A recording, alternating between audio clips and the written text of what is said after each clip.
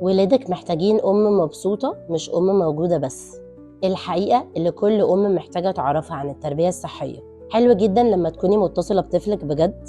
وليه ولادك محتاجين أم مبسوطة مش أم موجودة بس. أول حاجة، الثقة ما بينكم بتقوى لما بتكوني حاضرة بقلبك مش بجسمك. ابنك بيبدأ يحس بالأمان ويقولك كل حاجة. تاني حاجة، هتعرفي شخصيته الحقيقية مش بس الطفل المؤدب، ده هتشوفي أحلامه وخوفه ومواهبه المستخبيين. تالت حاجة، التواصل بيكون أسهل، مش هتحتاجي تزعقي وتكرري كلامه، لما تقوليله وبالاتفاق ما بينكم هيكون كفاية. رابع حاجة، هيتعلم يعبر عن مشاعره عشان شاف إنك بتسمعيه وبتحترمي كلامه. خامس حاجة، ذكريات حقيقية حلوة مش بس مجرد صور، لأ، لحظات حقيقية هيفضل فاكرها لحد ما يكبر. الحقيقة المرة، ولادنا محتاجين أم تكون مبسوطة ومتوازنة مش أم موجودة بس تكون تعبانة. الأم المبسوطة طاقة إيجابية وأطفال أصحاء نفسياً.